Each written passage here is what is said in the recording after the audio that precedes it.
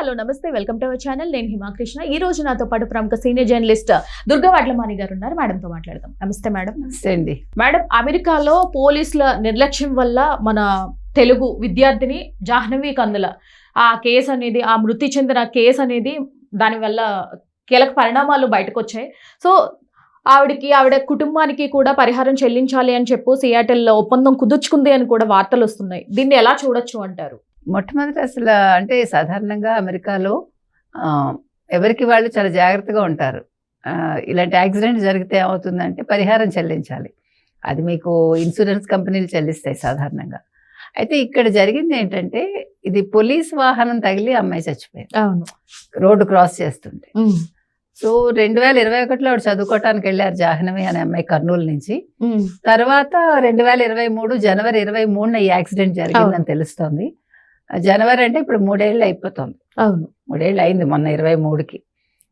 ఇప్పుడు ఒక ఒప్పందానికి సియాటెల్లో అంటే ఆ ప్రభుత్వం వచ్చిందా పోలీస్ శాఖ వచ్చిందా అనేది మనకు క్లారిటీ లేదు. అక్కడ పోలీస్ వాహనం తగిలింది కాబట్టి ఆ పోలీస్ శాఖతే బాధ్యత ఉండొచ్చు.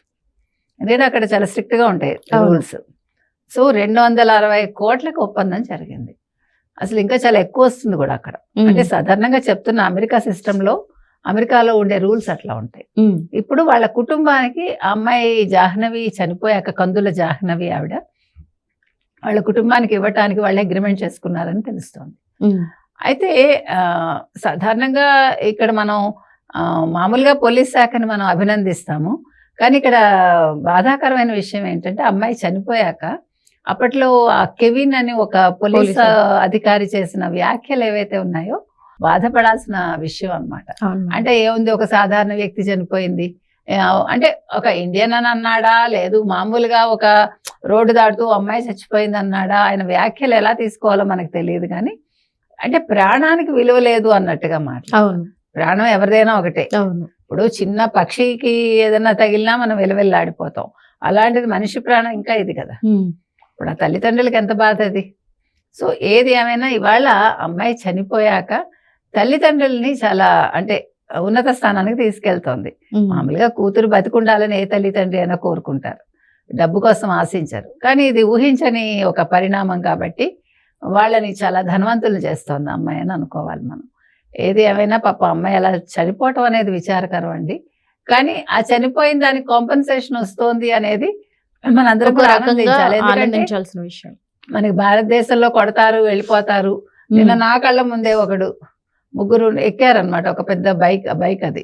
సో అక్కడ పోలీసులు ఉన్నారని ఇట్లా తిప్పేసుకుని కొట్టేసి వెళ్ళిపోతున్నాడు 2-3 వెహికల్స్ ని.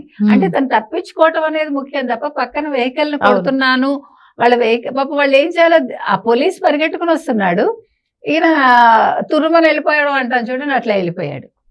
మరి అలాంటి సిచ్యువేషన్స్ ఉన్న రోజుల్లో అమెరికాలో ఈ రకంగా కాంపెన్సేషన్ ఇస్తున్నారు. అది కూడా ఒక పోలీస్ వెహికల్ కాబట్టి ఈ రకంగా జరగటం అనేది మంచిదే పరిణామం. అది.